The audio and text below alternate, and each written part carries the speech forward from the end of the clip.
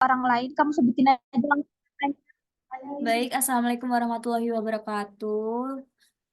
Di sini kami akan mempresentasikan hasil PJBL kami, yaitu kami kelompok 5 mendapatkan tema integumen, dan di sini kami mendapati kasus yaitu varicella atau cacar air. Di sini ada pun kelompok kami. Yang pertama, Dita Putri Pratami, Ika Adis Sintiaka, Sekar Nur Hidayah, Dewi Sekar Wira Anggraini, Wira Anggini, Mutiara Kartika Putri, Cici Meisi, Sophie Angela, Meldi Kusuma Yuri Asmara, Siva Sarah Sarapia, Dwi Firhandini, Eva Putri Ramadhani, Della Widya Sningru, Marta Eki Setiawati. Baik Ibu, untuk di sini kami sudah mengkaji yaitu pada pasien yang bernama Eriza Desiluh Pratiwi, umurnya 24 tahun. Kami mengkaji pada tanggal 19 Februari tahun 2024. Dan ini adalah hasil pengkajian kami yang akan dijelaskan oleh Mbak Eva. Baik, terima kasih Mbak Dela. Selanjutnya itu hasil pengajian dari kelompok 5 pada hari Senin 19 Februari 2024, yaitu data umum kliennya, nama klien Eriza Desilu Pratiwi, umurnya 24 tahun, jenis kelamin perempuan, alamat Jalan Kabupaten Kranggahan, Triharjo, Gambing, Sleman, pendidikan SMA, pekerjaan mahasiswa, agama Islam, tanggal masuk Kamis 15 Februari 2024. Untuk diagnosa medisnya, Frasila. Baik, untuk riwayat kesehatannya yaitu alasan masuk RS, timbul bintik-bintik merah berisi cairan di wajah dan di tubuh, gatal pada area bintik-bintik, mengeluh demam, dan tenggorokan nyeri. Untuk keluhan utama saat ini yaitu demam, dan klien mengatakan bagian yang terkena cacar, gatal, dan perih. Riwayat kesehatan masa lalu tidak terkaji.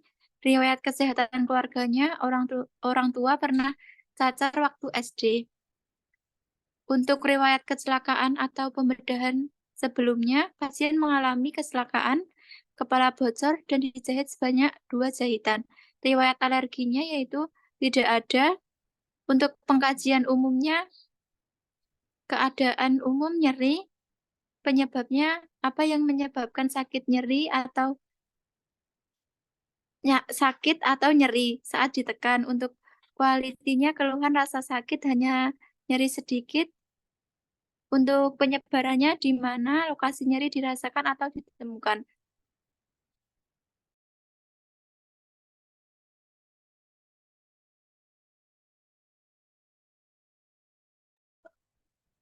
Terus apakah menjalar kemana? Di beberapa titik di wajah ekstremitas atas dan bawah.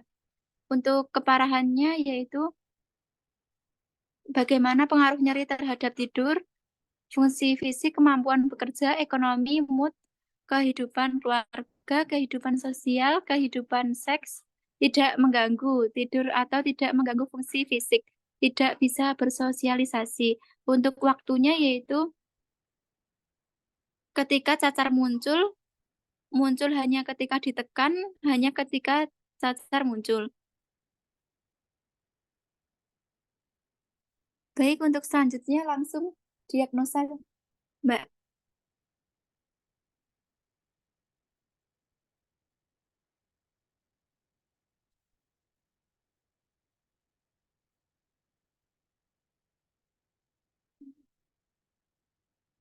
Baik, sebelum diagnosa yaitu terapi yang diberikan.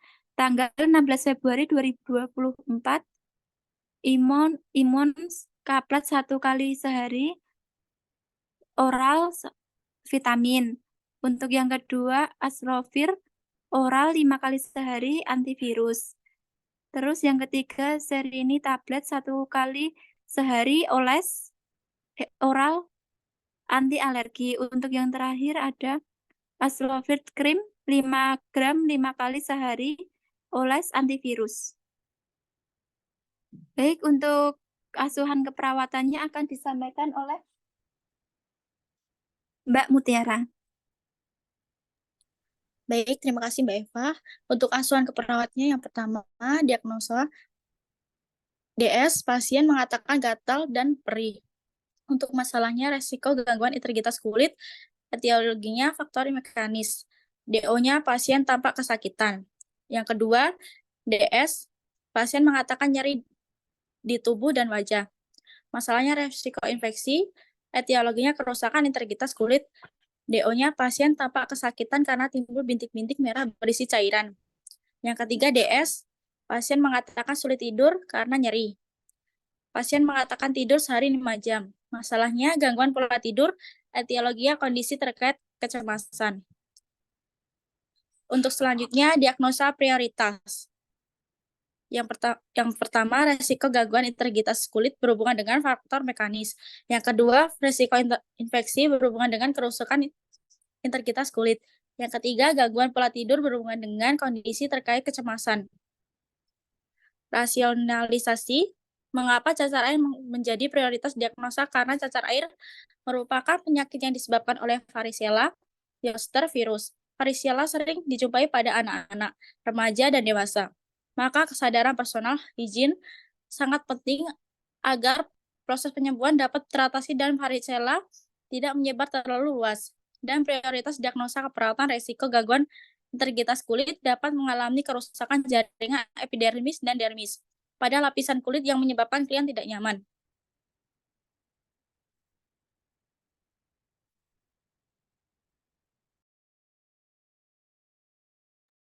Baik, untuk yang selanjutnya akan dibacakan Mbak Cici.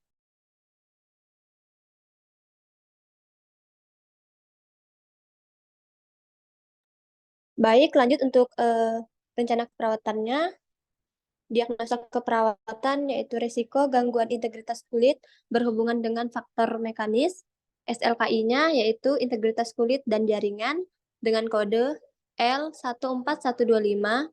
Setelah dilakukan tindakan keperawatan selama 3 kali 24 jam, diharapkan integritas kulit dan jaringan pasien dapat. Boleh turunkan ke bawah, Mbak. Dapat meningkat dengan kriteria hasil: 1. Kerusakan jaringan menurun, kerusakan lapisan kulit menurun, kemerahan menurun, suhu kulit membaik, sensasi membaik, tekstur membaik. Untuk psikinya,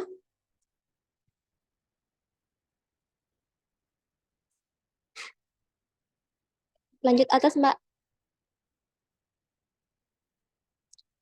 Untuk psikinya yaitu pencegahan infeksi dengan kode L14539, observasi, monitor tanda dan gejala infeksi lokal dan sistemik. Terapeutiknya, batasi jumlah pengunjung, berikan perawatan kulit pada area edema, cuci tangan sebelum dan sesudah kontak dengan pasien dan lingkungan pasien, pertahankan teknik aseptik pada pasien berisiko tinggi, edukasi, jelaskan tanda dan gejala infeksi, ajarkan cara mencuci tangan dengan benar, ajarkan cara memeriksa kondisi luka, anjurkan meningkatkan asupan nutrisi, anjurkan meningkatkan asupan cairan. Diagnosa keduanya, risiko infeksi berhubungan dengan kerusakan integritas kulit.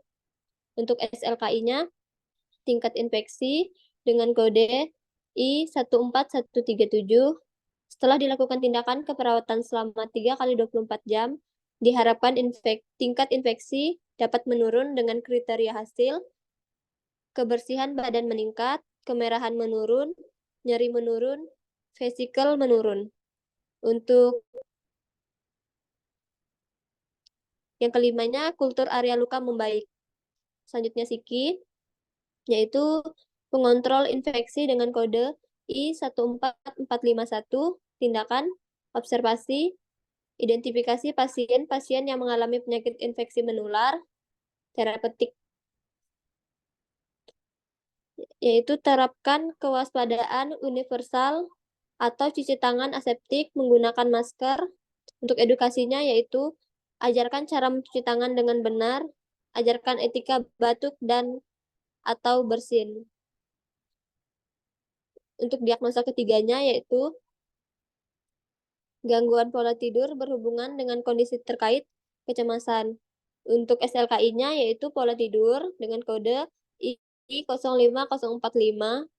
Setelah dilakukan tindakan keperawatan selama 3 kali 24 jam, diharapkan pola tidur pasien dapat membaik dengan kriteria hasil. Keluhan sulit tidur menurun, keluhan seding terjaga menurun, keluhan istirahat tidak cukup menurun. Untuk psikinya, dukungan tidur dengan kode I09265, observasi, identifikasi pola aktivitas dan tidur, identifikasi faktor pengganggu tidur atau fisik atau fisiologis, identifikasi makanan dan minuman yang mengganggu tidur, misal kopi, teh, makan mendekati waktu tidur, minum banyak air sebelum tidur. Terapeutiknya, modifikasi lingkungan, misal pencahayaan, kebisingan, suhu, matras, dan tempat tidur. Batasi waktu tidur siang jika perlu. Tetapkan jadwal tidur rutin. Lakukan prosedur untuk meningkatkan kenyamanan, misal pijat, pengaturan posisi, terapi, akupresur. Lanjut edukasi. Anjurkan menepati kebiasaan waktu tidur. Anjurkan menghindari makanan dan minuman yang mengganggu tidur. Anjurkan penggunaan obat tidur yang tidak mengandung supresor terhadap tidur atau REM. Ajarkan faktor-faktor yang berkontribusi terhadap gangguan pola tidur, misal psikologis, gaya hidup.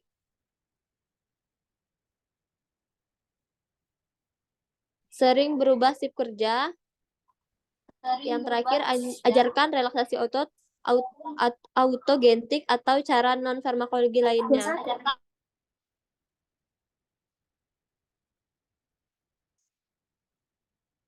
Lanjut untuk implementasi dan evaluasi keperawatan. Untuk nomor diagnosanya, resiko gangguan integritas kulit berhubungan dengan faktor mekanis.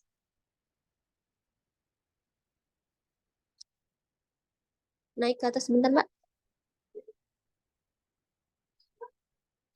Untuk tanggal atau jamnya, yaitu pertemuan ketiga Jumat tanggal 1 Maret 2024 jam 10.00 WIB.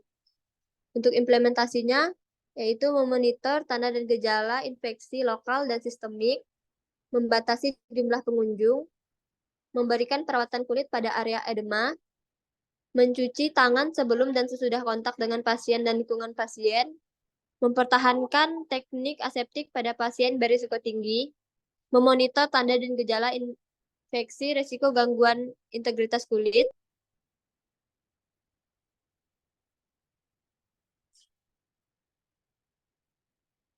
memonitor cara memeriksa kondisi luka, menjelaskan faktor-faktor yang berkontribusi terhadap gangguan pola tidur, misalnya psikologis, gaya hidup sering berubah shift kerja, mengajarkan relaksasi otot, autogenetik, atau cara non-farmakologi lainnya.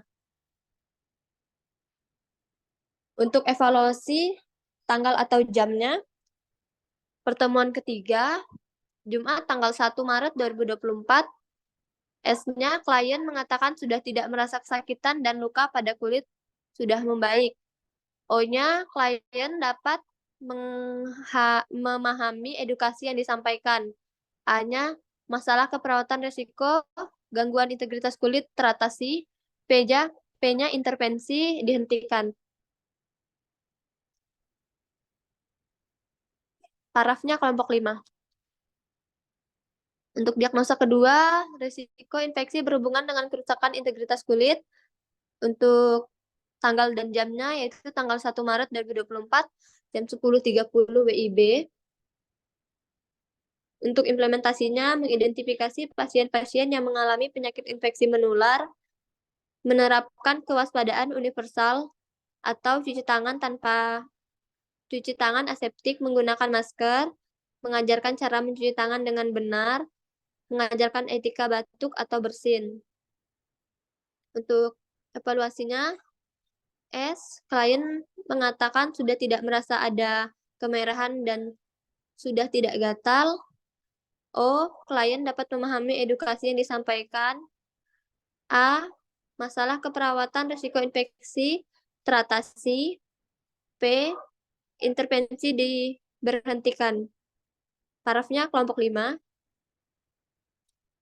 Lanjut untuk diagnosa ketiga, yaitu gangguan pola tidur berhubungan dengan kondisi terkait kecemasan. Untuk tanggal dan jamnya yaitu tanggal 1 Maret 2024 jam 11.00 WIB.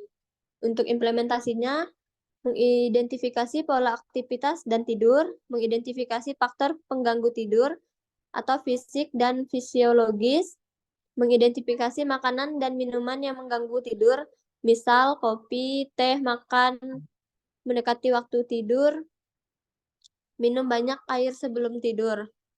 Memodifikasi lingkungan, misal pencahayaan, kebisingan, suhu, matras, dan tempat tidur. Membatasi waktu tidur siang jika perlu. Menetapkan jadwal tidur rutin. Melakukan prosedur untuk meningkatkan kenyamanan, misal pijat, pengaturan posisi, terapi akupresur. Menganjurkan menapati kebiasaan waktu tidur. Menganjurkan menghindari makanan atau minuman yang mengganggu tidur. Untuk evaluasinya, S. Klien mengatakan dekam dalam gangguan tidur pola tidur sudah membaik. O. Klien dapat memahami edukasi yang disampaikan. A. Masalah keperawatan gangguan pola tidur teratasi. P. Intervensi dihentikan. Untuk parafnya kelompok 5. Lanjutan untuk intervensinya, yaitu menganjurkan penggunaan obat tidur yang tidak mengandung supresor terhadap tidur REM, mengajarkan faktor-faktor yang berkontribusi terhadap gangguan pola tidur, misal psikologis, gaya hidup yang sering berubah sif kerja, mengajarkan relaksasi otot, autogenetik atau cara non-farmakologi lainnya. Baik, saya serahkan sama moderator. Baik, untuk analisa 5W1H-nya dibacakan oleh Mbak Tami.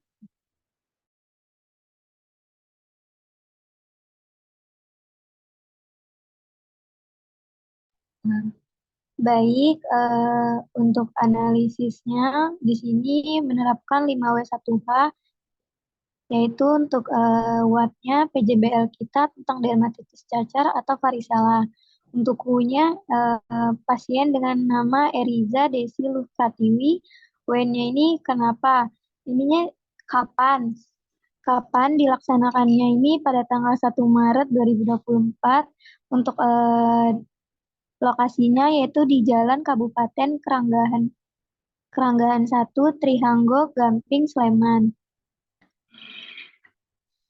Untuk Y-nya, agar pasien mengetahui pencegahan serta pengobatan cacar air, dan Hu-nya setelah dilakukan penyuluhan mengenai cacar air, pasien jadi memiliki pemahaman yang lebih tentang cacar air atau varicella.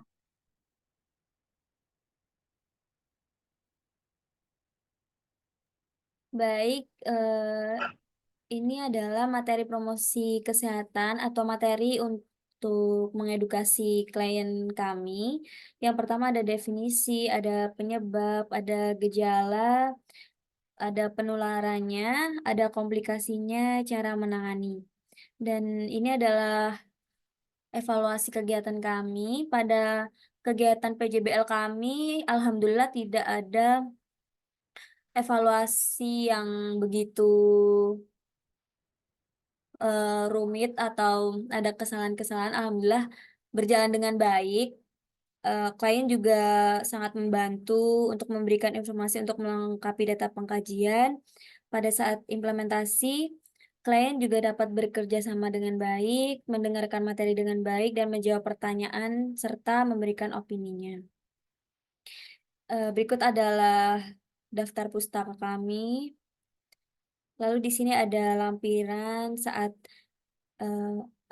pengkajian atau implementasi. Di sini ada SAP kami atau Satuan Acara Penyuluhan. Dan ini adalah media edukasi yang kami gunakan dalam implementasi PJBL kemarin. Berupa poster. Baik, sekian dari presentasi kami. Kurang lebihnya kami mohon maaf. Wassalamualaikum warahmatullahi wabarakatuh. Waalaikumsalam warahmatullahi wabarakatuh. Warahmatullahi wabarakatuh.